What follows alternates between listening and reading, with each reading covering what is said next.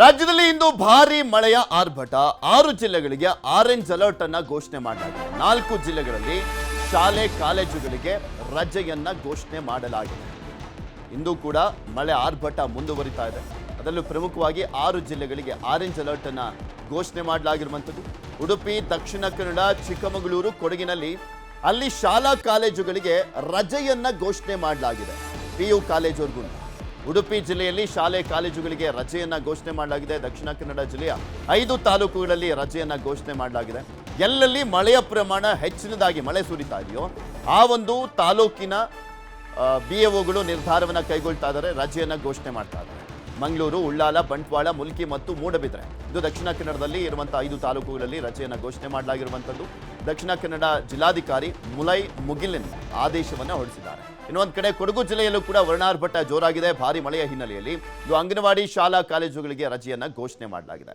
ಮಳೆ ಹಿನ್ನೆಲೆಯಲ್ಲಿ ಮುನ್ನೆಚ್ಚರಿಕಾ ಕ್ರಮವಾಗಿ ರಜೆಯನ್ನ ಘೋಷಿಸಿರುವಂಥದ್ದು ಡಿಸಿ ವೆಂಕಟರಾಜ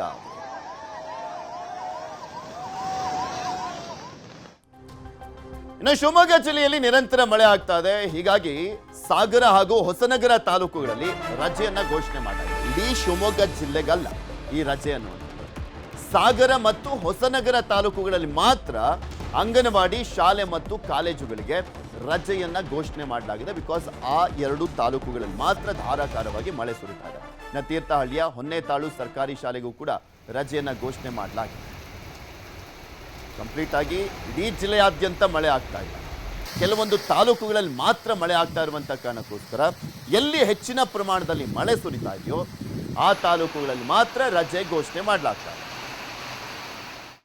ಪ್ರತಿಷ್ಠಿತ ದೇವಾಲಯದ ಅರ್ಚಕ ಹೀಗೆ ಮಾಡಿದ್ರ ಮಹಿಳೆಗೆ ಬ್ಲಾಕ್ ಮೇಲ್ ಮಾಡಿರುವಂತ ಆರೋಪ ಎದುರಾಗಿದೆ ಅರ್ಚಕನ ಮೇಲೆ ದೇವರ ಪೂಜೆ ಮಾಡುವಂತ ಅರ್ಚಕ ಆತನ ಮೇಲೆ ಒಂದು ನೀಚವಾದಂತ ಆರೋಪ ಕೇಳಿ ಬಂದಿರುವಂತದ್ದು ಬ್ಲಾಕ್ ಮೇಲ್ ಮಾಡ್ತಾ ಇದ್ದ ಆ ಅರ್ಚಕ ಅನ್ನುವಂತ ಆರೋಪವನ್ನ ಮಾಡಲಾಗಿದೆ ಯಾವ ರಾಜ್ಯದ ಅರ್ಚಕ ನಮ್ಮ ರಾಜ್ಯದವನಲ್ಲ ಅವನು ಕೇರಳ ರಾಜ್ಯದ ಅರ್ಚಕ ಬೆಂಗಳೂರಿನಲ್ಲಿ ಅರೆಸ್ಟ್ ಮಾಡಲಾಗಿದೆ ಆತನನ್ನ ಏನೇನೆಲ್ಲ ಆರೋಪ ಮಾಡಲಾಗಿದೆ ಇವನ ಮೇಲೆ ನೋಡ್ತಾ ಹೋಗೋಣ ಪ್ರತಿಷ್ಠಿತ ದೇವಾಲಯದ ಅರ್ಚಕ ಹೀಗೆ ಮಾಡ್ಬಿಟ್ಟ ಅನ್ನುವಂಥ ಪ್ರಶ್ನೆ ಇದೆ ಮಹಿಳೆಗೆ ಬ್ಲಾಕ್ ಮೇಲ್ ಮಾಡಿರುವಂಥ ಆರೋಪವನ್ನ ಆತನ ಮೇಲೆ ಮಾಡಲಾಗಿದೆ ಕೇರಳದ ಅರ್ಚಕರನ್ನ ಬೆಂಗಳೂರಿನಲ್ಲಿ ಅರೆಸ್ಟ್ ಮಾಡಲಾಗಿದೆ ಕೇರಳದ ಪೆರಿಗೊಟ್ಟುಕಾರ್ ದೇವಾಲಯದ ಅರ್ಚಕ ಇವನು ಮಹಿಳೆಯ ಬೆತ್ತಲೆ ವಿಡಿಯೋ ರೆಕಾರ್ಡ್ ಮಾಡಿರುವಂತ ಆರೋಪ ಇದೆ ಈತನ ಮೇಲೆ ವಿಡಿಯೋ ತೋರಿಸಿ ಬ್ಲಾಕ್ ಮೇಲ್ ಮಾಡಿದಂತ ಆರೋಪ ಆಕೆಯ ಬೆತ್ತಲೆ ವಿಡಿಯೋವನ್ನ ರೆಕಾರ್ಡ್ ಮಾಡಿದ್ದಾನೆ ಆ ವಿಡಿಯೋವನ್ನ ತೋರಿಸಿ ಬ್ಲಾಕ್ ಮೇಲ್ ಮಾಡಿದ್ದಾನಂತೆ ಬೆಂಗಳೂರಿನ ಬೆಳ್ಳಂದೂರಿನ ಮಹಿಳೆಗೆ ಬ್ಲಾಕ್ ಮೇಲ್ ಮಾಡಿರುವಂತ ಆರೋಪ ಪ್ರಮುಖ ದೇವಾಲಯದ ಅರ್ಚಕನ ಮೇಲೆ ಬಂದಿದೆ ಅರ್ಚಕ ಅರುಣ್ಣನ್ನ ಬಂಧನ ಮಾಡಲಾಗಿದೆ ಮುಖ್ಯ ಅರ್ಚಕ ಉನ್ನಿ ದಾಮೋದರ್ ಪರಾರಿಯಾಗಿದ್ದಾನೆ ತಪ್ಪು ಮಾಡಿಲ್ಲ ಅಂದಿದ್ರೆ ಪರಾರಿ ಆಗ್ತಿರಲಿಲ್ಲ ತಪ್ಪು ಮಾಡಿದ್ದಾರೆ ಅಂತ ಕಾಣಿಸುತ್ತೆ ಇಬ್ರು ಕೂಡ ಕೇರಳದ ತ್ರಿಶೂರ್ನಲ್ಲಿರುವಂತ ಪ್ರತಿಷ್ಠಿತ ದೇವಾಲಯ ಅದು ಆ ದೇವಾಲಯದ ಅರ್ಚಕರು ಅವರಿಬ್ಬರ ಮೇಲೂ ಕೂಡ ಆರೋಪವನ್ನು ಮಾಡಲಾಗಿತ್ತು ಸೊ ಪ್ರಕರಣವನ್ನು ದಾಖಲು ಮಾಡಿಕೊಂಡು ಈಗ ಒಬ್ಬನನ್ನ ಬಂಧನ ಮಾಡಲಾಗಿದೆ ಇನ್ನೊಬ್ಬನನ್ನ ನಿಮಗೆ ತೋರಿಸ್ತಾ ಇದ್ವಿ ಮುಖ್ಯ ಅರ್ಚಕ ಉನ್ನಿ ದಾಮೋದರ್ ಆತ ಪರಾರಿಯಾಗಿದ್ದಾನೆ ಮಹಿಳೆಯ ಬೆತ್ತಲೆ ವಿಡಿಯೋವನ್ನ ಮಾಡಿಕೊಂಡು ಅದನ್ನ ಇಟ್ಕೊಂಡು ಬ್ಲಾಕ್ ಮೇಲ್ ಮಾಡ್ತಾ ಇದ್ರು ಅನ್ನುವಂಥ ಆರೋಪ ಇವರ ಮೇಲೆ ಇದೆ ಕೇರಳದ ದೇವಸ್ಥಾನಕ್ಕೂ ಬೆಂಗಳೂರಿನ ಮಹಿಳೆಗೂ ಏನ್ ಸಂಬಂಧ ಅನ್ನುವಂಥ ಅನುಮಾನ ನಿಮಗೆ ಕಾಡ್ತಾ ಇರ್ಬೋದು ಅದ್ರ ಬಗ್ಗೆನೂ ಕೂಡ ಹೇಳ್ತಾ ಹೋಗ್ತೀವಿ ಸದ್ಯಕ್ಕೆ ಅವರು ಸಾಕಷ್ಟು ಸಾಕ್ಷ್ಯಗಳನ್ನ ಕೊಟ್ಟಿದ್ದಾರೆ ಯಾವ ರೀತಿಯಾಗಿ ಬ್ಲಾಕ್ ಮೇಲ್ ಮಾಡಲಾಗ್ತಾ ಇತ್ತು ಕಿರುಕುಳವನ್ನ ಕೊಡ್ಲಾಗ್ತಾ ಇತ್ತು ಅಂತ ಇನ್ನು ಹೇಗ್ ಪರಿಚಯ ಆಯಿತು ಬೆಂಗಳೂರಿನ ಮಹಿಳೆ ಕೇರಳದ ಮುಖ್ಯ ಅರ್ಚಕ ಮತ್ತೆ ಅಲ್ಲಿ ಮತ್ತೊಬ್ಬ ಅರ್ಚಕನ ಜೊತೆ ಸಂಪರ್ಕ ಸಾಧಿಸಿದ್ ಹೇಗೆ ಅಂತ ನೋಡ್ತಾ ಹೋದಾಗ ಇನ್ಸ್ಟಾದಲ್ಲಿ ನೋಡಿ ತ್ರಿಶೂರ್ ದೇಗುಲಕ್ಕೆ ಹೋಗಿದ್ದಂತ ಮಹಿಳೆ ಇನ್ಸ್ಟಾದಲ್ಲಿ ನೋಡಿ ತ್ರಿಶೂರ್ ದೇಗುಲಕ್ಕೆ ಹೋಗಿದ್ದಾಳೆ ಆ ಮಹಿಳೆ ಮಾಟ ಮಂತ್ರದ ಪರಿಹಾರಕ್ಕೆ ದೇಗುಲಕ್ಕೆ ಹೋಗಿದ್ದಂತ ಮಹಿಳೆ ಮಾಟ ಮಂತ್ರ ಅದರ ಪರಿಹಾರಕ್ಕೆ ಅಂತ ದೇಗುಲಕ್ಕೆ ಹೋಗಿದ್ದಾಳೆ ಈ ವೇಳೆ ದೇವಾಲಯದ ಅರ್ಚಕ ಅರುಣ್ ಪರಿಚಯ ಆಗಿತ್ತು ಅಲ್ಲಿನ ಅರ್ಚಕ ಅರುಣನ್ನ ಪರಿಚಯ ಮಾಡ್ಕೊಂಡಿದ್ದಾಳೆ 24,000 ಕೊಟ್ರೆ ಪೂಜೆ ಮಾಡೋದಾಗಿ ಹೇಳಿದ್ದಂತ ಅರುಣ್ ಬಳಿಕ ಮಹಿಳೆ ನಂಬರ್ ಅನ್ನ ಪಡೆದು ಹೇಳಿದ ದಿನ ಬರ್ಲಿಕ್ಕೆ ಸೂಚನೆಯನ್ನ ಕೊಟ್ಟಿದ್ದಾನೆ 24,000 ರೂಪಾಯಿ ಕೊಟ್ಬಿಡಿ ಪೂಜೆ ಮಾಡ್ಕೊಟ್ಬಿಡ್ತೀನಿ ಅಂತ ಹೇಳಿದ್ದಾನೆ ಬಳಿಕ ಮಹಿಳೆಯ ನಂಬರ್ ಅನ್ನ ಪಡ್ಕೊಂಡು ಹೇಳಿದ ದಿನ ಬರ್ಲಿಕ್ಕೆ ಸೂಚನೆ ಕೊಟ್ಟಿದ್ದ ಇದಾದ ಬಳಿಕ ಮಹಿಳೆಗೆ ತಡರಾತ್ರಿಯಲ್ಲಿ ನಿರಂತರ ವಾಟ್ಸಪ್ ಕರೆ ಮಾಡ್ತಾ ಇದ್ದಂತೆ ಬೆತ್ತಲಾಗಿ ಮಹಿಳೆಗೆ ಕರೆ ಮಾಡ್ತಾ ಇದ್ದ ಅರ್ಚಕ ಅರುಣ್ ಆತ ಬೆತ್ತಲಾಗಿ ಕರೆಯನ್ನ ಮಾಡ್ತಾ ಇದ್ದಂತೆ ಮಹಿಳೆಯನ್ನ ಕೂಡ ಬೆತ್ತಲಾಗುವಂತೆ ಒತ್ತಾಯವನ್ನ ಮಾಡಿದ್ದಂತೆ ಇಲ್ದಿದ್ರೆ ಇಬ್ಬರು ಮಕ್ಕಳನ್ನ ಸಾಯಿಸೋದಾಗಿ ಬೆದರಿಕೆ ಹಾಕಿದ್ದ ಅಂತ ಹೇಳಲಾಗ್ತಾ ಇದೆ. ಆತ ಬೆತ್ತಲಾಗಿ ಆಕೆಯನ್ನ ಕೂಡ ಬೆತ್ತಲಾಗುವಂತೆ ಒತ್ತಾಯ ಮಾಡ್ತಾ ಇದ್ದ. ಮಹಿಳೆಯ ಬೆತ್ತಲ ವಿಡಿಯೋ ಇಟ್ಕೊಂಡು ಬ್ಲಾಕ್ ಮೇಲ್ ಮಾಡಿದ್ದಾನಂತೆ. ಹಿಂಸೆ ತಾಳಲಾರದೆ ಕೇರಳಕ್ಕೆ ಹೋಗಿದ್ದಂತ ಮಹಿಳೆ ಈ ವೇಳೆ ಅರ್ಚಕ ಅರುಣ್ ಮತ್ತೆ ಮುಖ್ಯ ಅರ್ಚಕ ಉನ್ನಿ ದಾಮೋದರ್ ಅಸಭ್ಯವಾಗಿ ವರ್ತಿಸಿದ್ದಾರೆ ಎನ್ನುವಂತ ಆರೋಪ. ಮಹಿಳೆಯನ್ನ ಕಾರಿನಲ್ಲಿ ಕರೆದೊಯ್ದು ಅತ್ಯಾಚಾರಕ್ಕೆ ಯತ್ನವನ್ನ ಮಾಡಿದ್ರಂತೆ. ಇಬ್ಬರ ಟಾರ್ಚರ್ಗೆ ಬೇಸತ್ತು ಬೆಳ್ಳಂದೂರು ಠಾಣೆಗೆ ದೂರನ್ನ ಕೊಡಲಾಗಿದೆ. ಅರ್ಚಕ ಅರುಣ್ಣನ್ನ ಬಂಧನ ಮಾಡಲಾಗಿದೆ. ಮುಖ್ಯ ಅರ್ಚಕ ಉನ್ನಿ ದಾಮೋದರನ್ ಪರಾರಿ ಆಗಿರುವಂತದ್ದು. ಈಗ ಒಬ್ಬನ್ನ ಬಂಧನ ಮಾಡಿ ವಿಚಾರಣೆ ಮಾಡಲಾಗ್ತಾ ಇದೆ. ట్రైన్లో ఫ్రెండ్ నా 2 పేరు దా వరదు ടോട്ടൽ 2 പേരാ? ടോട്ടൽ 2 പേര് വരുന്നത്. ஆமா ஆமா ട്രെയിനാ വരുന്നത്? ട്രെയിനിലെ റൂം എടുക്കില്ല? എടുത്തില്ല ഇങ്ങ വന്ന് എടുക്കും? ஆமா ஆமா அந்த ஃப்ரைடே நைட்டு இங்க எத்துமா? இல்ல ஃப்ரைடே நைட்டு இங்கே ட்ரெயினு இங்க வரும் ஃப்ரைடே நைட்டா? இல்ல சாட்டர்டே மார்னிங். ஆமா ஓகே. அதுக்கு சண்டே திருச்சி போகும். திரும்பி எப்போ போகும்? Saturday evening train. Saturday evening போகும். ಓಕೆ. ಅವನು ಯಾವನೋ ಬಟ್ಟೆ ಬಿಚ್ಕೊಂಡು ವಿಡಿಯೋ ಕಾಲ್ ಮಾಡಿದ್ನಂತೆ. ಇಲ್ಲ ಅಂದ್ರೆ ನಿಮ್ಮ ಮಕ್ಕಳನ್ನ ಸಾಯಿಸ್ಬಿಡ್ತೀನಿ, ನೀನು ಬಟ್ಟೆ ಬಿಚ್ಚು ಅನ್ನಂತೆ. ಅದಕ್ಕೆ ಆಕೆ ಬಟ್ಟೆ ಬಿಚ್ಚಿದ್ಲ. ಆ ವಿಡಿಯೋ ರೆಕಾರ್ಡ್ ಮಾಡಿಕೊಂಡು ಆತ ಬ್ಲಾಕ್ ಮೇಲ್ ಮಾಡಿದ್ದ. ಈ ಪ್ರಶ್ನೆಗಳಿದಾವೆ. ಇದ್ರ ಬಗ್ಗೆ ಇನ್ನಷ್ಟು ಮಾಹಿತಿಯನ್ನು ಕೊಡ್ತಾ ಹೋಗ್ತಾರೆ ನಮ್ಮ ಪ್ರತಿನಿಧಿ ಮಂಜುನಾಥ್. ನಮ್ಮ ಜೊತೆ ನೇರ ಸಂಪರ್ಕದಲ್ಲಿ ಜಾಯ್ನ್ ಆಗಿದ್ದಾರೆ. ಮಂಜು, ಏನಂತ ದೂರನ್ನ ಕೊಡ್ಲಾಗಿರುವಂತದ್ದು? ಈಗ ಒಬ್ಬನನ್ನ ಅರೆಸ್ಟ್ ಮಾಡಲಾಗಿದೆಯಲ್ಲ, ಆತನ ಮೇಲಿರುವಂತ ಆರೋಪವನ್ನ ಒಪ್ಕೊಂಡಿದ್ದಾನಂತ ಏನ್ ಅಪ್ಡೇಟ್ ಸಿಗ್ತಾ ಇದೆ? ಎಸ್, ಖಂಡಿತವಾಗ್ಲೂ ಪೃಥ್ವಿ, ಸದ್ಯಕ್ಕೆ ಬೆಳ್ಳಂದೂರು ಪೊಲೀಸರಿಂದ ಪೆರುಕೊಟ್ಟು ಕಾರು ಅನ್ನುವಂತ ಒಂದು ದೇವಾಲಯದ ಅರ್ಚಕ ಅರುಣನ್ನ ಬಂಧನ ಮಾಡಲಾಗಿದೆ. ಇನ್ನು ಬೆಂಗಳೂರು ಮೂಲದ ಮಹಿಳೆ ಒಬ್ಬಾಕೆ ತನಗೆ ಮಾಟ ಮಂತ್ರ ಮಾಡಿಸಿದ್ದಾರೆ ಅಂತ ಹೇಳ್ಕೊಂಡ್ಬಿಟ್ಟು ಗೂಗಲ್ ಅಲ್ಲಿ ಸರ್ಚ್ ಮಾಡಕ್ ಹೋಗ್ತಾಳೆ. ಈ ಟೈಮ್ ನಲ್ಲಿ ಇನ್ಸ್ಟಾಗ್ರಾಮ್ ನ ಮುಖಾಂತರವಾಗಿ ತ್ರಿಶೂರ್ನಲ್ಲಿರುವಂತಹ ಪೆರುಕೊಟ್ಟು ಕಾರು ಅನ್ನುವಂಥ ಒಂದು ದೇವಾಲಯವು ಕೂಡ ಅಷ್ಟೇ ಆಕೆಗೆ ಬರುತ್ತೆ. ಜೊತೆಗೆ 24,000 ರೂಪಾಯಿ ಕೊಟ್ರೆ ನಿಮಗೆ ಆಗಿರುವಂತಹ ಮಾಟ ಮಂತ್ರವನ್ನ ನಿವಾರಣೆ ಮಾಡ್ತಾರೆ ಇಲ್ಲಿ ಅನ್ನುವಂಥದ್ದನ್ನು ಕೂಡ ಆಕೆ ಅಡ್ವರ್ಟೈಸ್ ಮುಖಾಂತರವಾಗಿ ನೋಡಿಕೊಂಡು ಕೇರಳಕ್ಕೆ ಹೋಗ್ತಾಳೆ. ಅಲ್ಲಿ ಹೋದಂತಹ ವೇಳೆಯಲ್ಲಿ ದೇವಸ್ಥಾನದಲ್ಲಿ ಈ ಒಂದು ಅರುಣ್ ಎಂಬುವಂತ ಅರ್ಚಕ ಪರಿಚಯ ಆಗ್ತಾನೆ. ಪರಿಚಯ ಅಂತ ಬಳಿಕ ಮಾಟ ಮಂತ್ರವನ್ನ ನಿವಾರಣೆ ಮಾಡ್ಕೊಡ್ತೀನಿ ಅಂತ ಹೇಳ್ಬಿಟ್ಟು ಆಕೆಯಿಂದ ನಂಬರ್ ಅನ್ನು ಕೂಡ ಪಡ್ಕೊಂತಾನೆ. ಬಳಿಕ ನಾನೊಂದು ದಿನ ಹೇಳ್ತೀನಿ, ಆ ಒಂದು ದಿನದಂದು ನೀವು ಬಂದ್ರೆ ನಿಮ್ಮ ಎಲ್ಲಾ ಸಮಸ್ಯೆಗಳು ಕೂಡ ನಿವಾರಣೆಯನ್ನ ಮಾಡ್ತೀನಿ ಅನ್ನುವಂಥದ್ದನ್ನ ಆತ ಹೇಳಿರ್ತಾನೆ. ಇದಂತ ಬಳಿಕ ಕೆಲ ದಿನಗಳಾದಂತಹ ವೇಳೆಯಲ್ಲಿ ಆ ಒಂದು ಮಹಿಳೆಗೆ ಅರ್ಧ ರಾತ್ರಿಯಲ್ಲಿ ಆ ಒಂದು ಅರ್ಚಕ ಫೋನ್ ಮಾಡಕ್ಕೆ ಶುರು ಮಾಡ್ತಾನೆ. ಜೊತೆಗೆ ಪದೇ ವಿಡಿಯೋ ಕಾಲ್ ಮಾಡಕ್ಕೂ ಕೂಡ ಶುರು ಮಾಡ್ತಾನೆ. ಈ ಒಂದು ಟೈಮ್ ನಲ್ಲಿ ವಿಡಿಯೋ ಕಾಲ್ ಪಿಕ್ ಮಾಡು, ಈಗ ಪರಿಹಾರವನ್ನ ಹುಡುಕೊಡ್ತೀನಿ ನಾನು ಅನ್ನುವಂಥದ್ದನ್ನ ಕೂಡ ಹೇಳ್ತಾನೆ. ಆಗ ಆಕೆ ವಿಡಿಯೋ ಕಾಲ್ ರಿಸೀವ್ ಮಾಡ್ತಾಳೆ. ಆಗ ಆತ ಬೆತ್ತಲಾಗಿರ್ತಾನೆ. ಬೆತ್ತಲಾದಂತಹ ವೇಳೆಯಲ್ಲಿ ಆಕೆಯನ್ನು ಕೂಡ ಬೆತ್ತಲಾಗುವಂತೆ ಒಂದು ಒತ್ತಾಯವನ್ನು ಕೂಡ ಮಾಡ್ತಾನೆ. ಆದ್ರೆ ಆಕೆ ಅದನ್ನ ಡಿನೇ ಮಾಡಕ್ ಹೋಗ್ತಾಳೆ. ಆ ಒಂದು ವೇಳೆಯಲ್ಲಿ ನೀನೇನಾದ್ರೂ ಈಗ ಬೆತ್ತಲಾಗಿಲ್ಲ ಅಂತಂದ್ರೆ ನಿನ್ನ ಇಬ್ಬರ ಮಕ್ಕಳನ್ನು ಕೂಡ ಅಷ್ಟೇ ನಿಂಗೆ ಮಾಟ ಮಂತ್ರ ಯಾವ ರೀತಿಯಾಗಿ ಮಾಡಿಸಿದಾರೆ ಅಂತ ಗೊತ್ತು, ನಾನು ಅದಕ್ಕೆ ಉಲ್ಟಾ ಮಾಡ್ಬಿಡ್ತೀನಿ, ನಿನಗೆ ಹೆಚ್ಚು ಕಮ್ಮಿ ಮಾಡ್ತೀನಿ ಅಂತ ಹೇಳ್ಬಿಟ್ಟು ಬೆದರಿಕೆಯನ್ನು ಹಾಕಿ ಆಕೆಯನ್ನ ಬೆತ್ತಲಾಗುವಂತೆನೂ ಕೂಡ ಆತ ಮಾಡಿರುವಂತಹದ್ದು. ಬೆತ್ತಲಾದಂತಹ ಬಳಿಕ ಆಕೆಯ ವಿಡಿಯೋವನ್ನ ಸಂಪೂರ್ಣವಾಗಿ ಆತ ಮೊಬೈಲ್ ನಲ್ಲಿ ರೆಕಾರ್ಡ್ ಮಾಡಿಕೊಂಡು ಪದೇ ಆ ಒಂದು ವಿಡಿಯೋವನ್ನ ವೈರಲ್ ಮಾಡ್ತೀನಿ, ನಾನು ಹೇಳಿದಂತ ಟೈಮ್ಗೆ ನೀನು ಕೇರಳಕ್ಕೆ ಬರಬೇಕು, ನಾನು ರೂಮ್ ಅನ್ನು ಕೂಡ ಬುಕ್ ಮಾಡಿರ್ತೀನಿ ಅಂತ ಹೇಳ್ಬಿಟ್ಟು ಆಕೆಗೆ ಒತ್ತಾಯವನ್ನ ಮಾಡ್ತಿದ್ರು ಅಂತ ಆರೋಪಿಸಿ ಈಗಾಗಲೇ ಆ ಮಹಿಳೆ ಬೆಳ್ಳಂದೂರು ಪೊಲೀಸ್ ಸ್ಟೇಷನ್ಗೆ ಒಂದು ದೂರನ್ನ ಕೊಟ್ಟಿದ್ದಾರೆ. ಜೊತೆಗೆ ದೂರು ಕೊಟ್ಟಂತ ಸಂದರ್ಭದಲ್ಲಿ ಆಕೆ ಒಂದಷ್ಟು ಸ್ಕ್ರೀನ್ ಶಾಟ್ಸ್ ಅನ್ನು ಕೂಡ ಈಗಾಗಲೇ ಪೊಲೀಸರು ಕೊಟ್ಟಿರುವಂತದ್ದು. ಇದರ ಜೊತೆಗೆ ಆಕೆ ಏನು ವಿಡಿಯೋ ರೆಕಾರ್ಡ್ ಮಾಡ್ಕೊಂಡಿದ್ಲು ಅದನ್ನು ಕೂಡ ಈಗಾಗಲೇ ಆಕೆ ಪೊಲೀಸರು ಕೊಟ್ಟಿದ್ದಾಳೆ. ಜೊತೆಗೆ ಆತ ಪದೇ ಫೋನ್ ಮುಖಾಂತರವಾಗಿ ಆಕೆಯನ್ನು ಒತ್ತಾಯ ಮಾಡುವಂತಹದ್ದು, ಕೇರಳಕ್ಕೆ ಯಾವಾಗ ಬರ್ತೀಯಾ, ರೂಮ್ ಬುಕ್ ಮಾಡಿರ್ತೀನಿ, ನೇರವಾಗಿ ರೂಮ್ಗೆ ಬಾ ಅನ್ನುವಂಥ ಒಂದಷ್ಟು ಆಡಿಯೋ ಆಗಿರ್ಬೋದು, ಪ್ರತಿಯೊಂದನ್ನು ಕೂಡ ಆಕೆ ರೆಕಾರ್ಡ್ ಮಾಡ್ಕೊಂಡಿರುವಂತದ್ದು. ಎಲ್ಲೋ ಒಂದ್ ಕಡೆ ಕಷ್ಟ ಅಂತ ಹೇಳ್ಬಿಟ್ಟು ದೇವಸ್ಥಾನಕ್ಕೆ ಹೋದ್ರೆ ಪರಿಹಾರ ಸಿಗುತ್ತೆ ಅಂತ ಹೇಳೋದಂತ ಆಕೆಗೆ ಲೈಂಗಿಕವಾಗಿ ಬಳಸ್ಕೊಳ್ಳೋದು ಅಷ್ಟೇ ಅಲ್ಲದೆ ಆಕೆಯನ್ನ ಅತ್ಯಾಚಾರಕ್ಕೂ ಕೂಡ ಯತ್ನ ಮಾಡಿದ್ದಾರೆ ಅನ್ನುವಂಥ ಒಂದು ಆರೋಪವನ್ನು ಆಕೆ ಮಾಡ್ತಿರುವಂತದ್ದು. ಕೇವಲ ಆ ಒಂದು ದೇವಾಲಯದ ಅರ್ಚಕ ಅರುಣ್ ಅಷ್ಟೇ ಅಲ್ಲದೆ ಆತನ ಮಾವ ಅಂತ ಅನ್ಸ್ಕೊಂಡಿರುವಂತಹ ಮತ್ತೊಬ್ಬ ಉನ್ನಿ ಕೂಡ ಅಷ್ಟೇ, ಅಂದ್ರೆ ಈ ಒಂದು ಮುಖ್ಯ ಅರ್ಚಕನು ಕೂಡ ಅಷ್ಟೇ ಈಗಾಗಲೇ ಅದರ ಇನ್ವಾಲ್ವ್ಮೆಂಟ್ ಇದ್ದಾರೆ. ಆತನು ಕೂಡ ನನ್ನ ಜೊತೆ ಅಸಭ್ಯವಾಗಿ ವರ್ತನೆಯನ್ನ ಮಾಡಿದ್ದಾನೆ. ಕೇವಲ ನಾನು ಕರೆದಾಗ ಅಷ್ಟೇ ಅಲ್ಲದೆ ಮುಖ್ಯ ಅರ್ಚಕ ಕರೆದಾಗ್ಲೂ ಕೂಡ ನೀನು ಬರಬೇಕು ಅಂತ ಕೂಡ ಆಕೆಗೆ ಒತ್ತಾಯವನ್ನ ಮಾಡಿದರಂತೆ ಆರೋಪಿಸಿ ಈಗಾಗಲೇ ಆಕೆ ದೂರ ಕೊಟ್ಟಿರುವಂತದ್ದು. ಸದ್ಯಕ್ಕೆ ಬೆಳ್ಳಂದೂರು ಪೊಲೀಸರು ಕೇರಳಕ್ಕೆ ಹೋಗಿ ಅರುಣ್ ಎಂಬುವಂತಹ ಅರ್ಚಕನನ್ನೇನೋ ಬಂಧನ ಮಾಡಿದರೆ, ಆದ್ರೆ ಮುಖ್ಯ ಅರ್ಚಕ ಇನ್ನೂ ಕೂಡ ಅಷ್ಟು ಸಿಕ್ಕಿಲ್ಲ, ಆತ ಪರಾರಿಯಾಗಿರುವಂತದ್ದು. ಸದ್ಯಕ್ಕೆ ಆತನಿಗೋಸ್ಕರ ತೀವ್ರ ಹುಡುಕಾಟವನ್ನು ಕೂಡ ಮಾಡ್ತಿದ್ದಾರೆ. ಯಾಕಂದ್ರೆ ತ್ರಿಶೂರ್ನಲ್ಲಿರುವಂತಹ ಈ ಒಂದು ದೇವಾಲಯ ತುಂಬಾ ಅಂದ್ರೆ ತುಂಬಾ ಫೇಮಸ್, ಎಲ್ಲವೂ ಕೂಡ ಅಷ್ಟೇ ಲಕ್ಷಾಂತರ ಸಂಖ್ಯೆಯಲ್ಲಿ ಜನ ಅಲ್ಲಿ ಹೋಗ್ತಾರೆ.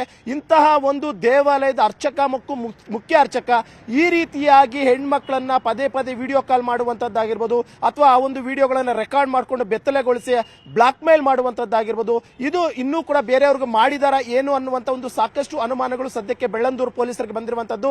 ಸದ್ಯಕ್ಕೆ ಮಹಿಳೆಯಿಂದೇನೋ ಸ್ಟೇಟ್ಮೆಂಟ್ ಅನ್ನ ರೆಕಾರ್ಡ್ ಮಾಡ್ಕೊಂಡಿದ್ದಾರೆ. ಜೊತೆಗೆ ಆ ಒಂದು ಅರ್ಚಕ ಫೋನ್ ಕೂಡ ಈಗಾಗಲೇ ವಶಕ್ಕೆ ಪಡೆದಿದ್ದು ಪರಿಶೀಲನೆ ಮಾಡುವಂತ ಒಂದು ಕೆಲಸವನ್ನು ಮಾಡ್ತಿದ್ದಾರೆ.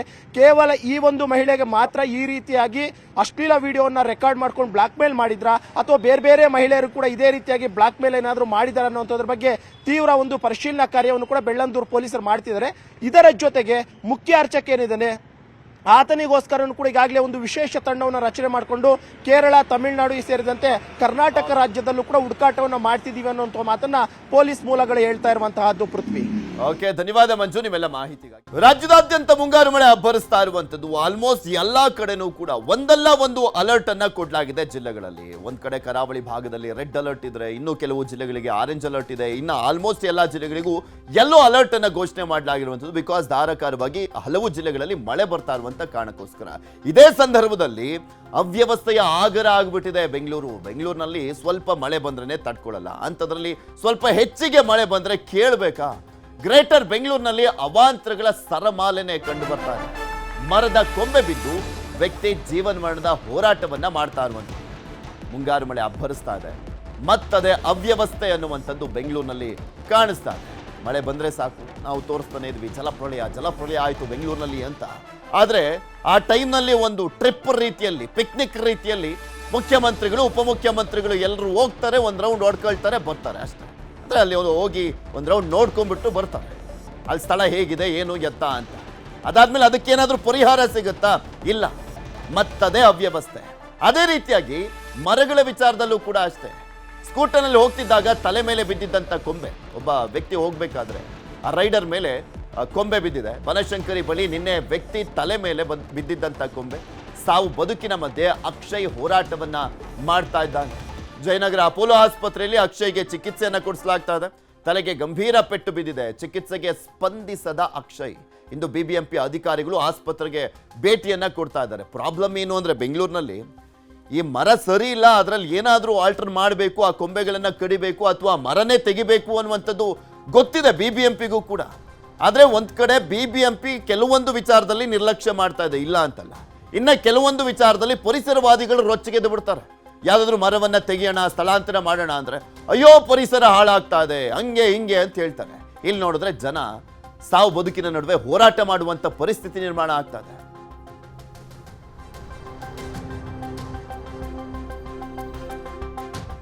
ನಮಗೆ ತೋರಿಸ್ತಾ ಇದೀವಲ್ಲ, ಅಕ್ಷಯ್ ಅನ್ನುವಂಥ ಯುವಕ. ಆ ಅಕ್ಷಯ್ ಮನೆಗೆ ಆಧಾರ ಸ್ತಂಭ ಆಗಿದ್ದಂಥವ್ನು. ತಂದೆ ಕಿಡ್ನಿ ಪೇಷಂಟು, ಅವರಿಗೆ ಇವತ್ತು ಆಪರೇಷನ್ ಬೇರೆ ಇತ್ತು. ಆದರೆ ಮಗ ಈಗ ಜೀವನ ಮರಣದ ಹೋರಾಟದ ನಡುವೆ, ಸಾವು ಬದುಕಿನ ನಡುವೆ ಒದ್ದಾಡುವಂಥ ಪರಿಸ್ಥಿತಿ ಇದೆ. ವಿಪರ್ಯಾಸ ನೋಡಿ ಯಾವ ರೀತಿಯಾಗಿದೆ. ಆಪರೇಷನ್ ಮಾಡಿಸ್ಬೇಕಾಗಿದ್ದಂಥ ಮಗನೇ ಆಸ್ಪತ್ರೆ ಪಾಲಾಗಿ ಜೀವನ ಮರಣ ಹೋರಾಟವನ್ನು ಮಾಡ್ತಿದ್ದಾರೆ. ಅಪೋಲೋ ಆಸ್ಪತ್ರೆಯಲ್ಲಿ ತಂದೆಯ ಆಪರೇಷನ್ಗೆ ಇಂದು ದಿನಾಂಕ ನಿಗದಿ ಮಾಡಿಕೊಂಡಿದ್ದ ಅಕ್ಷಯ್ ಅದೇ ಆಸ್ಪತ್ರೆಯಲ್ಲಿ ಈಗ ಅಕ್ಷಯ್ ಟ್ರೀಟ್ಮೆಂಟ್ ಅನ್ನ ಪಡ್ಕೊಳ್ಳುವಂತಾಗಿದೆ. ತಂದೆಯ ಬದಲಿಗೆ ತನಗೆ ಆಪರೇಷನ್ ಮಾಡಿಸಿಕೊಳ್ಳಬೇಕಾದಂತ ಪರಿಸ್ಥಿತಿ ಬಂದೆರಗಿರುವಂಥದ್ದು ಅಕ್ಷಯ್ ಜೀವನದಲ್ಲಿ. ಯಾರದ್ದೋ ತಪ್ಪಿಗೆ ಇನ್ಯಾರೋ ಹೊಣೆ ಅನ್ನುವಂಥ ಪರಿಸ್ಥಿತಿ ನಿರ್ಮಾಣವಾಗಿದೆ. ಅಕ್ಷಯ್ ಒಂದು ಎಕ್ಸಾಂಪಲ್ ಅಷ್ಟೇ. ಈ ರೀತಿಯಾಗಿ ಮುಂದೆ ಆಗಬಾರ್ದು ಅನ್ನುವಂಥ ನಿಟ್ಟಿನಲ್ಲಿ ಈ ಸುದ್ದಿಯನ್ನು ನಾವು ತೋರಿಸ್ತಾ ಇರುವಂಥದ್ದು. ಅಟ್ಲೀಸ್ಟ್ ಈಗಲಾದರೂ ಎಚ್ಚೆತ್ಕೊಳ್ಳಿ, ಈಗಲಾದರೂ ಆ ಅವ್ಯವಸ್ಥೆಗಳನ್ನ ಸರಿ ಮಾಡಲಿ ಬಿಬಿಎಂಪಿ ಅಂತ. ನಮ್ಮ ಅಕ್ಕನ ಮಗನ ಅವನೊಬ್ಬನೇ ಕೆಲಸ ಮಾಡ್ತಾ ಇರೋದು. ನಮ್ಮ ಅಕ್ಕ ಲಾಸ್ಟ್ ಇಯರ್ ತೀರ್ಕೊಂಡ್ರು, ಕ್ಯಾನ್ಸರ್ ಪೇಷಂಟ್. ಲಾಸ್ಟ್ ಇಯರ್ ತೀರ್ಕೊಂಡಿದ್ದಾರೆ. ಇವಾಗ ನಮ್ಮ ಅಕ್ಕನ ಮಗಳದೂ ಹೋದ ವರ್ಷನೇ ಮದುವೆ ಆಯ್ತು. ಇವನೊಬ್ಬನೇ ದುಡಿತಾ ಇರೋದು. ನಮ್ಮ ಬಾವ ಡಯಾಲಿಸಿಸ್ ಪೇಷಂಟು. ಅವ್ರಿಗೆ ವಾರದಲ್ಲಿ 3 ಸಲ ಡಯಾಲಿಸಿಸ್ ಆಗಬೇಕು. ಇವಾಗ ನಾಳೆ ಆಪರೇಷನ್ ಮಾಡಬೇಕು ಅಂತ, ಇದರಲ್ಲಿ ಲಿವರಲ್ಲಿ ನೀರು ತುಂಬಿಕೊಂಡಿದೆ, ಆಪರೇಷನ್ ಮಾಡಬೇಕು ಅಂತ ಹೇಳ್ತಾ ಇದ್ದಾರೆ. ಇವಾಗ ಅದನ್ನ ಇವನು ಬಂದು ಇಲ್ಲಿ ಹಾಸ್ಪಿಟ್ಲಲ್ಲಿ ಇದ್ರೆ ಯಾರು ನೋಡ್ಕೊಂತಾರೆ? ನಮ್ಮ ಭಾವನ್ನ, ನಮ್ಮ ಅಪ್ಪ ನಮ್ಮಮ್ಮನ ಯಾರು ನೋಡ್ಕೊಂತಾರೆ? ಅವ್ರಿಗೂ ಈ ಜಾಗ 6 ತಿಂಗಳಿಗೆ ಇನ್ನೊಂದು ಆಪರೇಷನ್ ಮಾಡಬೇಕು ಅಂತಾರೆ. ಈಗ ಆಪರೇಷನ್ 9 ಗಂಟೆವರೆಗೂ ನಡೀತದಂತೆ ಅಲ್ವಾ? 9 ಗಂಟೆವರೆಗೂ ನಡೀತದೆ. ಇವಾಗ ಆಲ್ಮೋಸ್ಟ್ ನಮ್ಮ ಹುಡುಗರು ನಮ್ಮೇನು ಮೂಟೆ ಕಟ್ಟಿಟ್ಕೊಂಡಿರ್ತೀವ, ನಾವೇನು ಶ್ರೀಮಂತರ? ಇವಾಗ ಎಲ್ಲರೂ ಶೇರ್ ಮಾಡಿ ಕಟ್ಟಿರೋದು. ಈಗ ಒಬ್ರು ನಮ್ಮನ್ನ ಯಾರು ಇದು ಮಾಡ್ತಾ ಇಲ್ಲ. ಇವ್ರು ಏನಂತಾರೆ ಕೊಡ್ತೀವಿ ಅಂತ ಇದಾರೆ. ಯಾವಾಗ ಕೊಡ್ತಾರೆ ಏನೋ ಗೊತ್ತು. ತುಂಬಾ ಕ್ರಿಟಿಕಲ್ ಆಗಿದೆ ಸರ್, ತುಂಬಾ ಕ್ರಿಟಿಕಲ್ ಆಗಿದೆ. ಡಾಕ್ಟರ್ ಹೇಳ್ತಾರೆ ನಾವೇನು 90% ಇದಾಗಿದೆ, 10% ಇದು ಮಾಡ್ಬೋದು ಅಷ್ಟೇ. 72 hours ಆಗೋವರೆಗೂ ನಾವೇನು ಇದೇ ಕೊಡೋಕ್ಕಾಗಲ್ಲ ಅಂತ. ಮನೆ ಪರಿಸ್ಥಿತಿ ಹೇಗಿದೆ? ಮನೆ ತುಂಬಾ ಕ್ರಿಟಿಕಲ್ ಆಗಿದೆ, ತುಂಬಾ ಇದಾಗಿದೆ ಸರ್. ಅವನು ದುಡಿತಾ ಇದ್ದಿದ್ದ, ಅವನು ಅವ್ರ ತಂದೆ ಅವ್ರ ತಾಯಿ ತೀರೋಗಿ 1 year ಆಗಿದೆ. ಫ್ಯಾಮಿಲಿ ಇದಂತೂ ತುಂಬಾನೇ ಇದಿದೆ, ಹೇಳಕ್ ಆಗ್ತಾ ಇಲ್ಲ. ಮನೆ ಆಧಾರ ಸ್ತಂಭ ಅವನೇ ಸರ್. BBMP ಅವ್ರದ್ದು ಗೌರ್ಮೆಂಟ್ ಪ್ರಕಾರ ಏನ್ ಸ್ಕೀಮ್ ಇದೆ ಅದನ್ನ ಮಾತ್ರ ಕೊಡ್ತೀನಿ ಅಂತ ಹೇಳ್ತಾ ಇರೋದು. ಅಂದ್ರೆ ಈಗ ನಾರ್ಮಲಿ ಒಂದು ಕಾರ್ಗೆ ಏನಾದ್ರು ಆಕ್ಸಿಡೆಂಟ್ ಆದ್ರೆ ನಾವು ಪ್ಲಾಸ್ಟಿಕ್ ಕವರ್ ಮಾಡಲ್ಲ, ಇದು ಕವರ್ ಮಾಡಲ್ಲ ಅಷ್ಟೇ ಹೇಳ್ತಾ ಇದಾರೆ. ಪೂರ್ತಿ 100% A to Z ಪೇಷಂಟ್ ಏನಾಗುತ್ತೆ ಎಲ್ಲ ನಾನೇ ನೋಡ್ಕೊಂತೀನಿ ಅನ್ನೋ ಬಾಯಿಂದ ಬಂದೇ ಇಲ್ಲ ಅವ್ರಿಗೆ. ಅಂದ್ರೆ ಎಷ್ಟಾಗುತ್ತೆ ಇಷ್ಟೇ, it may be 10 lakhs okay, but ಅದ್ರಲ್ಲೂ ಎಲ್ಲಿವರೆಗೂ ಕವರ್ ಆಗುತ್ತೆ ಅಷ್ಟೇ. ಈ ತರ ಒಂದು ಇಲ್ಲ ಅಂದ್ರೆ ನಾವು ಇಷ್ಟು ಕ್ಯಾಶ್ ಕೊಡ್ತೀವಿ, ನೀವು ನೋಡ್ಕೊಳ್ಳಿ, ಈ ಎರಡೇ ಅವ್ರು ಹೇಳ್ತಾ ಇರೋದು. ಅಂದ್ರೆ 100% ಭರವಸೆ ನಾವಿದೀವಿ ಅನ್ನೋ ತರ ನನಗೇನು ಅನಿಸ್ತಿಲ್ಲ ಸರ್. ನನ್ಗೆ ಅನ್ಸಿದ್ದು ಇಷ್ಟೇ. ನಾರ್ಮಲ್ ಇನ್ಶೂರೆನ್ಸ್ ಅವ್ರು ಹೆಂಗ್ ಮಾತಾಡ್ತಾರೋ BBMP ಕಡೆಯಿಂದನೂ ಅಷ್ಟೇ ನಮ್ಗೆ ರೆಸ್ಪಾನ್ಸ್ ಬರ್ತಿರುತ್ತೆ. ಈಗ ಒಂದು ಮರದಿಂದ ಒಂದು ಜೀವನನೇ ಹೋಯ್ತಲ್ಲ, ಅವ್ರ ಫ್ಯಾಮಿಲಿ ಫುಲ್ ಡಿಪೆಂಡ್ ಆಗಿರೋದು ಆ ಹುಡುಗನ ಮೇಲೆ ಅಂದಾಗ ಅದಕ್ಕೆ ತಕ್ಕಂಗೆ ಅವ್ರೇನಾದ್ರು ಪರಿಹಾರ ಕೊಡ್ಬೇಕು. ಇದ್ರ ಬಗ್ಗೆ ಇನ್ನಷ್ಟು ಮಾಹಿತಿಯನ್ನ ಕೊಡ್ತಾ ಹೋಗ್ತಾರೆ ನಮ್ಮ ಪ್ರತಿನಿಧಿ ಆಶಿಕ್ ಮುಲ್ಕಿ ನಮ್ಮ ಜೊತೆ ನೇರ ಸಂಪರ್ಕದಲ್ಲಿ ಜಾಯ್ನ್ ಆಗಿದ್ದಾರೆ. ಆಶಿಕ್, BBMPಯ ಬೇಜವಾಬ್ದಾರಿಗೆ ಅಕ್ಷಯ್ ಎನ್ನುವಂತ ಯುವಕ ಸಾವು ಬದುಕಿನ ನಡುವೆ ಹೋರಾಟ ಮಾಡುವಂತ ಪರಿಸ್ಥಿತಿ ನಿರ್ಮಾಣ ಆಗಿರುವಂತದ್ದು. ಏನೋ ಫಸ್ಟ್ ಪ್ರಕರಣ ಆಗಿದ್ರೆ ಗೊತ್ತಿರಲಿಲ್ಲಪ್ಪ ಅಂತ ಹೇಳ್ಬೋದು. 100 ಪ್ರಕರಣಗಳು ನಡೀತಾನೆ ಇದಾವೆ. ಇಂತಹ ಸಂದರ್ಭದಲ್ಲೂ ಕೂಡ BBMP ಎಚ್ಚೆತ್ಕೊಳ್ತಾ ಇಲ್ಲ ಅಂದ್ರೆ ಇನ್ನು ಎಷ್ಟು ಸಾವಾಗ್ಬೇಕಂತ, ಇನ್ನು ಎಷ್ಟು ಜನ ನಳಾಡ್ಬೇಕಂತ ಈ ಅವ್ಯವಸ್ಥೆಯನ್ನ ಸರಿ ಮಾಡ್ಲಿಕ್ಕೆ? ಖಂಡಿತ ಪೃಥ್ವಿ, ಬೆಂಗಳೂರು ಜನರಿಗೆ ಬೆಂಗಳೂರಿನ ಬೀದಿಯಲ್ಲಿ ಇದೀಗ ಜೀವ ಒತ್ತೆ ಇಟ್ಟು ಓಡಾಡಬೇಕಾಗಿರುವಂಥ ಪರಿಸ್ಥಿತಿ BBMP ಅಧಿಕಾರಿಗಳು ತಂದಿಟ್ಟಿರುವಂಥದ್ದು. ನಿನ್ನೆ ನಡೆದಿರುವಂಥ ಘಟನೆ ಏನಿದೆ ಭಾಳ ದೊಡ್ಡ ದುರಂತ. ಇಡೀ ಒಂದು ಕುಟುಂಬದ ಆಧಾರ ಸ್ತಂಭವಾಗಿದ್ದ ಅಕ್ಷಯ್ ತಲೆ ಮೇಲೆ ಮರದ ಕೊಂಬೆ ಬಿದ್ದು ಆತ ಈಗ ಚಿಂತಾಜನಕ ಸ್ಥಿತಿಯಲ್ಲಿ ಸಾವು ಬದುಕಿನ ನಡುವೆ ಹೋರಾಟವನ್ನು ಮಾಡ್ತಾ ಇರುವಂಥದ್ದು. ಆತನ ಮನೆಯ ಪರಿಸ್ಥಿತಿ ಕೇಳಿದ್ರೆ ಪೃಥ್ವಿ ನಿಜಕ್ಕೂ ನಮ್ಮ ಕರಳೆಲ್ಲ ಕಿವುಚಿದಂತಾಗುತ್ತೆ. 29 ವರ್ಷದ ಹುಡುಗ ಇಡೀ ಮನೆಯ ಆ ಮನೆಯನ್ನು ತನ್ನ ಹೆಗಲ ಮೇಲೆ ಹೊತ್ಕೊಂಡು ಎಲ್ಲರಿಗೂ ಬೇಕಾಗಿರುವಂಥ ವ್ಯವಸ್ಥೆಯನ್ನು ಮಾಡಿಕೊಂಡು ತನ್ನ ಬದುಕನ್ನು ಕಟ್ಕೊಳ್ಳೋದಕ್ಕೆ ಒದ್ದಾಡ್ತಾ ಇದ್ದ ಆತನ ತಾಯಿ ಕಳೆದ ವರ್ಷ ತೀರೋಗಿದ್ರು. ಈಗ ಆತನ ತಂದೆ ಡಯಾಲಿಸಿಸ್ ಪೇಷಂಟ್ ಕೂಡ. ಇವತ್ತು ಎಲ್ಲಿ ಅಕ್ಷಯ್ ಇದು ಏನು ಚಿಂತಾಜನಕ ಸಾವಿನ ನಡುವೆ ಹೋರಾಟವನ್ನು ಮಾಡ್ತಾ ಯಾವ ಆಸ್ಪತ್ರೆಯಲ್ಲಿ ಮಲಗಿದ್ದಾನೋ ಅದೇ ಆಸ್ಪತ್ರೆಯಲ್ಲಿ ಆತನ ತಂದೆಗೆ ಇವತ್ತು ಅಂದರೆ ಆಪರೇಷನ್ ಆಗಬೇಕಾಗಿತ್ತು. ಇದೆಲ್ಲದರ ನಡುವೆ BBMP ಅಧಿಕಾರಿಗಳ ನಿರ್ಲಕ್ಷ್ಯ ಧೋರಣೆ ಆ ಇಡೀ ಕುಟುಂಬವನ್ನು ಮತ್ತಷ್ಟು ಕುಗ್ಗಿಸ್ತಾ ಇರುವಂಥದ್ದು. BBMP ಅಧಿಕಾರಿಗಳು ನಿನ್ನೆ ರಾತ್ರಿ ಭೇಟಿ ಕೊಟ್ಟು ಅವರ ಕುಟುಂಬಸ್ಥರ ಜೊತೆ ಮಾತಾಡಿರುವಂಥ ರೀತಿ ಹೇಗಿದೆ ಅಂತಂದರೆ ಪೃಥ್ವಿ, ಇನ್ಶೂರೆನ್ಸ್ ಏಜೆಂಟ್ಗಳು ಮಾತಾಡೋ ರೀತಿಯಲ್ಲಿ ಮಾತಾಡ್ತಾರೆ ಸರ್ BBMP ಅಧಿಕಾರಿಗಳು ಬಂದು ಅಂತ ಅವರ ಕುಟುಂಬಸ್ಥರು ನೇರವಾಗಿ ಆರೋಪ ಮಾಡ್ತಾರೆ. ಪ್ರತಿ ವರ್ಷ BBMP ಬಜೆಟ್ನಲ್ಲಿ ಬೆಂಗಳೂರಿನಲ್ಲಿರುವಂಥ ಮರದ ರೆಂಬೆ ಕೊಂಬೆಗಳನ್ನು ತೆಗೆಯೋದಕ್ಕೆ, ಒಣ ಮರಗಳನ್ನು ತೆರವು ಮಾಡೋದಕ್ಕೆ 100 ಕೋಟಿ ರೂಪಾಯಿಯನ್ನು ಮೀಸಲಿಡ್ತಾರೆ. ಪ್ರತಿ ವರ್ಷ ಒಂದು ತಂಡವನ್ನು ರಚನೆ ಮಾಡಿ 8 ವಲಯಗಳಲ್ಲಿ ಒಂದೊಂದು 6 ಜನರ ತಂಡವನ್ನು ರಚನೆ ಮಾಡಿ ಇದನ್ನು ನಿಭಾಯಿಸೋದಕ್ಕೆ BBMP ವ್ಯವಸ್ಥೆ ಮಾಡ್ತಿರುತ್ತೆ. ಆದರೆ ಎಷ್ಟರ ಮಟ್ಟಿಗೆ ಈ ಹಣ ಎಲ್ಲಿಗೆ ಹೋಗ್ತಾ ಇದೆ, ಈ ತಂಡಗಳು ಏನು ಮಾಡ್ತಾ ಇದೆ, ಇದನ್ನು ನಿರೀಕ್ಷಣೆ ಮಾಡಬೇಕಾಗಿರುವಂಥ BBMP ಅಧಿಕಾರಿಗಳು ಏನು ಮಾಡ್ತಾ ಇದ್ದಾರೆ? ಪ್ರತಿ ಮಳೆಗಾಲದಲ್ಲೂ ಕೂಡ ಇದೇ ರೀತಿಯಾಗಿರುವಂಥ ವ್ಯವಸ್ಥೆ ಬೆಂಗಳೂರಿನಲ್ಲಿರುವಂಥದ್ದು. ಕಳೆದ 2-3 ತಿಂಗಳಿನಲ್ಲಿ ಸಾಕಷ್ಟು ಜೀವಗಳು ಇದೇ ರೀತಿಯಾಗಿ ತಮ್ಮ ಪ್ರಾಣವನ್ನು ಕಳ್ಕೊಂಡಿರುವಂಥದ್ದು. ಜೊತೆಗೆ ಸಾಕಷ್ಟು ಮಂದಿ ಗಾಯಾಳುಗಳಾಗಿದ್ದಾರೆ. ಇಡೀ ಕುಟುಂಬದ ಆಧಾರ ಸ್ತಂಭವಾಗಿರುವಂಥ ಹಲವು ಹಿರಿಯ ಜೀವಗಳು, ಕಿರಿಯ ಜೀವಗಳು ತಮ್ಮ ಸಾವನ್ನಪ್ಪಿದ್ರೆ ಮತ್ತೆ ಗಾಯಗೊಂಡು ಮನೆಯಲ್ಲಿ ಇನ್ನೂ ಕೂಡ ಅದನ್ನು ಚೇತರಿಸ್ಕೊಳ್ಳೋಕ್ಕಾಗದೆ ಪರದಾಡ್ತಾ ಇರುವಂಥ ಪರಿಸ್ಥಿತಿಯಲ್ಲಿ ನಾವಿರುವಂಥದ್ದು. ಕೇವಲ 1 ವರ್ಷಕ್ಕೆ ಇವತ್ತಾಯಿತು ಅನ್ನೋದಾದರೆ BBMP ಅಧಿಕಾರಿಗಳು ಓಕೆಪ್ಪ, ಅವ್ರಿಗೆ ಅನುಭವ ಇಲ್ಲ, ಇನ್ನು ಮುಂದಕ್ಕೆ ಸರಿ ಮಾಡ್ತಾರೇನೋ ಅಂತ ಅನ್ಬೋದು. ಆದರೆ ಪ್ರತಿ ವರ್ಷದ ಮಳೆಗಾಲದಲ್ಲೂ ಕೂಡ ಇದೇ ರೀತಿಯಾಗಿರುವಂಥ ವಾತಾವರಣ ಬೆಂಗಳೂರಿನಲ್ಲಿ ನಿರ್ಮಾಣ ಆಗ್ತಾ ಇರುವಂಥದ್ದು. BBMPಗೆ ಹೊಸ ಕಮಿಷನರ್ ಬರ್ತಾರೆ, ಅಧಿಕಾರಿಗಳು ಇವತ್ತಿದ್ದ ಅಧಿಕಾರಿಗಳು ನಾಳೆ ಚೇಂಜ್ ಆಗ್ತಾರೆ, ಹೊಸ ಸರ್ಕಾರ ಬರುತ್ತೆ. ಬೆಂಗಳೂರಿನ ಉಸ್ತುವಾರಿ ಸಚಿವರು 5 ವರ್ಷಕ್ಕೊಂದ್ಸಲ, 2 ವರ್ಷಕ್ಕೊಂದ್ಸಲ, 3 ವರ್ಷ ವರ್ಷಕ್ಕೊಂದ್ಸಲನೋ ಚೇಂಜ್ ಆಗ್ತಾರೆ. ಆದರೆ ಯಾರೂ ಕೂಡ ಬೆಂಗಳೂರಿನ ಜನರ ಬಗ್ಗೆ ಕಾಳಜಿಯನ್ನು ವಹಿಸ್ತಾ ಇಲ್ಲ ಅನ್ನುವಂಥದ್ದು ಭಾಳ ಸ್ಪಷ್ಟವಾಗಿ ಕಾಣ್ತಾ ಇದೆ. ಸರ್ಕಾರ ಯಾವುದೇ ಇರಲಿ, ಪಕ್ಷ ಯಾವುದೇ ಇರಲಿ, ಯಾರೂ ಕೂಡ ಬೆಂಗಳೂರಿನ ಮೂಲಭೂತ ಸೌಕರ್ಯವನ್ನು ಪೂರ್ಣ ಪ್ರಮಾಣದಲ್ಲಿ ಒದಗಿಸೋದಕ್ಕೆ ಯಾವುದೇ ರೀತಿಯಾಗಿರುವಂಥ ಕ್ರಮ ಕೈಗೊಳ್ತಿಲ್ಲ ಅನ್ನುವಂಥದ್ದಕ್ಕೆ ಇಂಥ ಘಟನೆಗಳು ತಾಜಾ ಉದಾಹರಣೆ. ಇನ್ನಾದರೂ ಇಂಥ ಘಟನೆಗಳಿಗೆ ಕಡಿವಾಣ ಹಾಕೋದಕ್ಕೆ BBMP ಅಧಿಕಾರಿಗಳಿಗೆ, ಬೆಂಗಳೂರು ನಗರಾಭಿವೃದ್ಧಿ ಇಲಾಖೆ ಅಧಿಕಾರಿಗಳಿಗೆ, ಮುಖ್ಯಮಂತ್ರಿಗಳಿಗೆ, DCMಗಳಿಗೆ ಸಾಧ್ಯ ಆಗುತ್ತಾ ಅನ್ನುವಂಥದ್ದು ಇದೀಗ ಸಾರ್ವಜನಿಕರಲ್ಲಿರುವಂಥ ಯಾವ ರೀತಿಯಾಗಿದೆ ಬೆಂಗಳೂರಿನ ಪರಿಸ್ಥಿತಿ? ಅವ್ಯವಸ್ಥೆಯ ಆಗರವಾಗಿದೆ. ಮರಗಳ ಕೆಳಗಡೆ ಓಡಾಡ್ಲಿಕ್ಕೂ ಕೂಡ ಭಯ ಪಡುವಂತ ಪರಿಸ್ಥಿತಿ ನಿರ್ಮಾಣವಾಗಿರುವಂಥದ್ದು. ಬ್ರ್ಯಾಂಡ್ ಅನ್ಕೊಂಡು ಬಾಚ್ಕೊಂಡು ಹೋಗ್ತಾ ಇದ್ದಾರೆ ದುಡ್ಡು ಅಷ್ಟೇ. ಇಲ್ಲಿ ಬ್ರ್ಯಾಂಡ್ ಮಾಡುವಂತ ಕೆಲಸ ಆಗ್ತಾ ಇಲ್ಲ. ಇನ್ನ ಬೆಂಗಳೂರಿನ ಜನರಿಗೆ ತಪ್ಪದ ಮರಗಳ ಕಂಟಕ. ಮನೆಯಿಂದ ಹೊರ ಬಂದ್ರೆ ಡೇಂಜರ್ ಅನ್ನುವಂತ ಪರಿಸ್ಥಿತಿ ಇದೆ. ಬಲಿಗಾಗಿ ಕಾಯ್ತಾ ಇದ್ದಾವೆ ಮರ ಹಾಗೂ ಕೊಂಬೆಗಳು. ಅದನ್ನ ಸರಿ ಮಾಡ್ರಪ್ಪ ಅಂತ 100 ಸಲ ತೋರಿಸಿದೀವಿ. 1 ಸಲಿನ 2 ಸಲಿನ ನಾವು ತೋರಿಸೋದು ಈ ರೀತಿಯಾಗಿ ಬ್ರೇಕಿಂಗ್ ಹಾಕೊಂಡು. ಸರಿ ಮಾಡುವಂತ ಕೆಲಸ ಆಗುತ್ತಾ? ಇಲ್ಲ, ಆಗಲ್ಲ. ನಿನ್ನೆ ಕೊಂಬೆ ಬಿದ್ದು ಅಕ್ಷಯ್ ತಲೆಗೆ ತೀವ್ರತರ ಪೆಟ್ಟು. ಪದೇ ಪದೇ ಘಟನೆಗಳು ಆಗ್ತಾ ಇದ್ರು ಕೂಡ ನಿರ್ಲಕ್ಷ್ಯ ಯಾಕೆ ಅನ್ನುವಂಥ ಪ್ರಶ್ನೆ ಇದೆ. ಹೆಸರಷ್ಟೇ ಗ್ರೇಟರ್ ಬೆಂಗಳೂರು, ಸಮಸ್ಯೆಗಳಿಗೆ ಮಾತ್ರ ಮುಕ್ತಿ ಇಲ್ಲ. ಸಮಸ್ಯೆಗಳಲ್ಲೂ ಕೂಡ ನಾವು ಗ್ರೇಟ್. ಬೆಂಗಳೂರಿನ ವಿಚಾರದಲ್ಲಿ ಈ ಗ್ರೇಟರ್ ಬೆಂಗಳೂರು ಸಮಸ್ಯೆಗಳಲ್ಲೂ ಗ್ರೇಟ್ ಅನ್ನುವ ರೀತಿಯಲ್ಲಿ ಆಗಿದೆ. ಮುಂಗಾರು ಮಳೆಗೆ ಪೂರ್ವ ಸಿದ್ಧತೆ ಮಾಡ್ಕೊಂಡಿಲ್ವಾ? ಇವ್ರದ್ದು ಯಾವಾಗಲೂ ಯುದ್ಧ ಕಾಲದಲ್ಲಿ ಶಸ್ತ್ರಾಭ್ಯಾಸ. ಇದು ಮಾಮೂಲಿ ಡೈಲಾಗ್ ನಮ್ದು. ಯಾವಾಗಲೂ ಮಳೆ ಬಂದಂಥ ಸಂದರ್ಭದಲ್ಲಿ. ಯಾಕೆಂದ್ರೆ ಮಳೆ ಬಂದಂಥ ಸಂದರ್ಭದಲ್ಲೇ ಹೂಳೆತ್ತುವಂಥ ಕೆಲಸ, ರೋಡ್ ಮಾಡುವಂಥ ಕೆಲಸ, ಈ ರೀತಿಯಾಗಿ ಮಾಡ್ಲಿಕ್ಕೆ ಮುಂದಾಗ್ತಾರೆ. ಸೊ ಹೀಗಾಗಿ ಮುಂಗಾರು ಮಳೆಗೆ ಪೂರ್ವ ಸಿದ್ಧತೆ ಮಾಡ್ಕೊಂಡಿಲ್ಲ ಸರ್ಕಾರ. ಅಪಾಯಕಾರಿ ಮರಗಳು, ಕೊಂಬೆಗಳ ತೆರವು ಮಾಡ್ತಾ ಇಲ್ಲ. BBMP ಅಧಿಕಾರಿಗಳ ನಿರ್ಲಕ್ಷ್ಯ ಜನರಿಗೆ ಮಾತ್ರ ಸಂಕಷ್ಟ. ಇಲ್ಲಿ ಅನುಭವಿಸೋದು ಯಾರು ಸಮಸ್ಯೆಗಳನ್ನ, ಸಂಕಷ್ಟಗಳನ್ನ, ನೋವನ್ನ? ಜನಸಾಮಾನ್ಯರು. ಮೇ ತಿಂಗಳು 1ರಲ್ಲೇ 514 ಮರಗಳು ಧರೆಗುರುಳಿದವೆ ಬೆಂಗಳೂರಿನಲ್ಲಿ. 514 ಮರಗಳು ಮೇ ತಿಂಗಳು 1ರಲ್ಲೇ.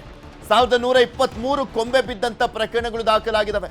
ಅಪಾಯಕಾರಿ ಮರ, ಕೊಂಬೆಗಳ ತೆರವಿಗೆ ನಿರ್ಲಕ್ಷ್ಯ ಯಾಕೆ? ಇನ್ನು ಯಾವಾಗ ಎಚ್ಚೆತ್ಕೊಳ್ಳೋದು? ಇನ್ನು ಎಷ್ಟು ನಿಮ್ಮನ್ನು ಎಚ್ಚರಿಸೋದು? ಇದೆಲ್ಲದ್ರ ಬಗ್ಗೆನೂ ಕೂಡ ಇನ್ನಷ್ಟು ಡೀಟೇಲ್ಸ್ ಅನ್ನ ಕೊಡ್ತಾ ಹೋಗ್ತಾರೆ ನಮ್ಮ ಪ್ರತಿನಿಧಿ ಆಶಿಕ್ ಮುಲ್ಕಿ ನಮ್ಮ ಜೊತೆ ನೇರ ಸಂಪರ್ಕದಲ್ಲೇ ಇದ್ದಾರೆ. ಆಶಿಕ್, ಸರ್ಕಾರ ಕೂಡ ಸಾವಿರಾರು ಕೋಟಿ ಅನುದಾನ ಕೊಡುತ್ತೆ. ಪ್ರತಿ ವರ್ಷನೂ ಕೂಡ BBMP ಬಜೆಟ್ ಕೂಡ ಜಾಸ್ತಿ ಆಗ್ತಾ ಇದೆ. ಕೆಲ್ಸಕ್ಕೆ ಬಾರ್ ದುಡ್ಡು ಇಟ್ಕೊಂಡು ಈಗ ಏನು ಮಾಡ್ತಾ ಇದ್ದಾರೆ ಈ ದುಡ್ಡನ್ನೆಲ್ಲ ಇಟ್ಕೊಂಡು ಅಂತ? ಮಾಡಬೇಕಾದ ಕೆಲಸ ಮಾಡ್ತಾ ಇಲ್ವಲ್ಲ? ಖಂಡಿತ ಪೃಥ್ವಿ, BBMPಯಲ್ಲಿರುವಂಥ ಬಹುತೇಕ ಎಲ್ಲ ಇಲಾಖೆಗಳು ಕೂಡ, ವಿಭಾಗಗಳು ಕೂಡ ನಿಷ್ಕ್ರಿಯ ರೀತಿಯಲ್ಲಿ ಇರುವಂಥದ್ದರಲ್ಲೂ ಪ್ರಮುಖವಾಗಿ ರಸ್ತೆ ಮೂಲಭೂತ ಸೌಕರ್ಯ ವಿಭಾಗ ಮತ್ತು BBMPಯ ಅರಣ್ಯ ವಿಭಾಗ ಎಷ್ಟೊಂದು ಒಣಗೇಡಿತನದಿಂದ ವರ್ತನೆ ಮಾಡ್ತಾ ಇದೆ ಅನ್ನುವಂಥದ್ದನ್ನು ಪ್ರತಿನಿತ್ಯದ ಜೀವನದಲ್ಲಿ ಬೆಂಗಳೂರಲ್ಲಿ ನಾವು ನೋಡ್ತಾ ಇದ್ದೀವಿ. ನೀವು ಯಾವುದೇ ರಸ್ತೆಗೆ ಹೋಗಿ ಅಲ್ಲಿ ಒಂದು ರಸ್ತೆ ಗುಂಡಿಗೆ ಬಿದ್ದು ಗಾಯಗಳಾಗುವಂಥದ್ದು ಅಥವಾ ಸಾವು ನೋವುಗಳಾಗುವಂಥದ್ದು, ಮರ ಬಿದ್ದು ಮರದ ರೆಂಬೆ ಕೊಂಬೆಗಳು ಬಿದ್ದು ಸಾವು ನೋವು ಆಗುವಂಥದ್ದಕ್ಕೆ ಕಡಿವಾಣ ಹಾಕೋದಕ್ಕೆ BBMP ಅಧಿಕಾರಿಗಳಿಗೆ ಸಾಧ್ಯ ಆಗಿಲ್ಲ. ಕಳೆದ 2 ತಿಂಗಳು, ಕೇವಲ 2 ತಿಂಗಳಲ್ಲ, ಸರಿಯಾಗಿ 45 ದಿನ, ಅಂದರೆ ಮೇ 1ನೇ ತಾರೀಕಿಂದ ಜೂನ್ 15ನೇ ತಾರೀಕುವರೆಗೂ ಕೂಡ ಇರುವಂಥ ಡೇಟಾಗಳನ್ನು ತೆಗೆದು ನೋಡಿದ್ರೆ 6 ಮಂದಿಗೆ ಜೀವಕ್ಕೆ ಹಾನಿಯಾಗಿರುವಂಥದ್ದು ಪೃಥ್ವಿ. ಭಾಳ ನೋವಿನ ಸಂಗತಿ. 6 ಪ್ರಕರಣಗಳಲ್ಲಿ 3 ಮಂದಿ ಸ್ಥಳದಲ್ಲೇ ಸಾವನ್ನಪ್ಪಿದ್ರೆ, 3 ಮಂದಿ ಇನ್ನೂ ಕೂಡ ಅದರ ಒಂದು ಹೊಡೆತದಿಂದ ಹೊರಬರಲಾಗದೆ ಆಸ್ಪತ್ರೆಯಲ್ಲಿದ್ದಾರೆ, ಮನೆಯಲ್ಲಿ ವಿಶ್ರಾಂತಿಯನ್ನು ಪಡೆದುಕೊಳ್ತಾ ಇರೋದು. ಹಾಗಿದ್ರೆ ಇವರ ಜೀವನಕ್ಕೆಲ್ಲ ಯಾರು ಹೊಣೆ? ಇವರನ್ನು ನಂಬ್ಕೊಂಡು ಇವರ ಹೆಂಡತಿ ಮಕ್ಕಳಿರ್ತಾರೆ, ಅವರ ಇಡೀ ಕುಟುಂಬ ಇರುತ್ತೆ. ಅವರೆಲ್ಲರೂ ಕೂಡ ಇದೀಗ ನರಕ ಯಾತನೆಯನ್ನು BBMP ಅಧಿಕಾರಿಗಳ ನಿರ್ಲಕ್ಷ್ಯತನಕ್ಕೆ ತೋರ್ತಾ ಇರುವಂಥದ್ದು. ಮುಖ್ಯವಾಗಿ ಇವು ಎಲ್ಲ ಘಟನೆಗಳಿಗೆ ನಿನ್ನೆ ನಡೆದಿರುವಂಥ ಘಟನೆ ಬಗ್ಗೆ ಮಾತನಾಡೋದಾದರೆ, ಬೆಂಗಳೂರಿನ DCF ಅಂದರೆ BBMP ಅರಣ್ಯ ವಿಭಾಗದ ಮುಖ್ಯಸ್ಥರಾಗಿರುವಂಥ ಸ್ವಾಮಿ ಅನ್ನುವಂಥ ವ್ಯಕ್ತಿ ಎಷ್ಟು ನಿರ್ಲಕ್ಷ್ಯತನದಿಂದ ನಡೆದುಕೊಳ್ತಾ ಇದ್ದಾನೆ ಅನ್ನುವಂಥದ್ದು ಇಲ್ಲಿ ಪ್ರಮುಖ ವಿಚಾರ. ಈಗಾಗಲೇ ಪ್ರತಿ ವರ್ಷ ಬಜೆಟ್ನಲ್ಲಿ 100-120 ಕೋಟಿ ರೂಪಾಯಿ ಬೆಂಗಳೂರಿನ ಅರಣ್ಯ ಸಂಪತ್ತನ್ನು ಹೆಚ್ಚೋದಕ್ಕೆ ಮತ್ತು ಬೇಕಾಗಿರುವಂಥ ಕ್ರಮಗಳನ್ನು ತೆಗೆದುಕೊಳ್ಳೋದಕ್ಕೆ, ಅಂದರೆ ಒಣ ಮರ ಇದ್ದರೆ ತೆರವು ಮಾಡೋದಕ್ಕೆ, ರೆಂಬೆ ಕೊಂಬುಗಳಿದ್ರೆ ಮುರಿದು ಕತ್ತರಿಸಿ ತೆಗೆಯೋದಕ್ಕೆ, ಈ ರೀತಿಯಾಗಿರುವಂಥ ಕೆಲಸಗಳಿಗೆ ಬಜೆಟ್ನಲ್ಲಿ ಬರೋಬ್ಬರಿ 100-125 ಕೋಟಿ ರೂಪಾಯಿನ ವಿವಿಧ ಹಂತಗಳಾಗಿ ಅರಣ್ಯ ವಿಭಾಗಕ್ಕೆ ಬಿಡುಗಡೆಯನ್ನು ಮಾಡಿಕೊಡುತ್ತೆ ಸರ್ಕಾರ ಮತ್ತು ನಗರಾಭಿವೃದ್ಧಿ ಇಲಾಖೆ. ಆದರೆ ಈ ಹಣವೆಲ್ಲ ಎಲ್ಲಿಗೆ ಹೋಗ್ತಾ ಇದೆ ಅನ್ನುವಂಥದ್ದು ಇದೀಗ ಸಾರ್ವಜನಿಕರ ಪ್ರಶ್ನೆ. ಈ ಹಣದಿಂದ ಯಥಾವತ್ತಾಗಿ ಕೆಲಸ ನಡೀತಾ ಇದ್ರೆ ಇದು ಯಾವುದೇ ರೀತಿಯಾಗಿರುವಂಥ ಅನಾಹುತಗಳು, ದುರಂತಗಳು ನಡೀಬಾರ್ದು. ಆದರೆ ಹಣ ಬಿಡುಗಡೆ ಆಗ್ತಾ ಇದೆ, ಕೆಲಸ ಮಾಡ್ತಿದ್ದೀವಿ ಅಂತ BBMP ಅಧಿಕಾರಿಗಳು ಹೇಳ್ತಾ ಇದ್ದಾರೆ. ಆದರೆ ಇತ್ತ ಸಾರ್ವಜನಿಕರ ಪ್ರಾಣ ಪಕ್ಷಿ ಹಾರಿ ಹೋಗ್ತಾ ಇದೆ.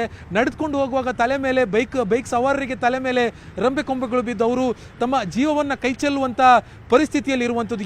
ಯಾವಾಗ ಎಲ್ಲ ಆಗುತ್ತೆ ಏನಾಗುತ್ತೆ ಅನ್ನುವಂಥದ್ದನ್ನು ಊಹಿಸಿಕೊಳ್ಳೋದಕ್ಕೆ ಆಗದೇ ಇರುವಂಥ ಪರಿಸ್ಥಿತಿಯಲ್ಲಿ ಬೆಂಗಳೂರು ಮಂದಿ ಜೀವನವನ್ನು ಮಾಡ್ತಾ ಇರುವಂಥ ನಿನ್ನೆ ನಡೆದಿರುವಂಥ ಘಟನೆ ಏನಿದೆ ಆ ಘಟನೆ ಮತ್ತೆ ಈ BBMP ಅಧಿಕಾರಿಗಳ ಹೊಣೆಗೇಡಿತನ, ಅವರ ದಪ್ಪ ಚರ್ಮದ ಒಂದು ಆಟಿಟ್ಯೂಡ್ ಏನಿದೆ ಅವೆಲ್ಲವನ್ನು ಕೂಡ ಮತ್ತೆ ಎಕ್ಸ್ಪೋಸ್ ಮಾಡ್ತಾ ಇರುವಂಥದ್ದು. ಪೃಥ್ವಿ, ಖಂಡಿತವಾಗಿಯೂ ಹೇಳ್ತೀನಿ, ನಿನ್ನೆ ನಡೆದಿರುವಂಥ ಘಟನೆ ಏನಿದೆ ಅದು ಎರಡು ದಿನ ಆದಮೇಲೆ BBMP ಅಧಿಕಾರಿಗಳು ಮರ್ತು ಹೋಗ್ತಾರೆ. ಮತ್ತೆ ಏನಾದರೂ ಆದರೆ ಅವಾಗ ನೋಡ್ಕೊಳ್ಳೋಣ.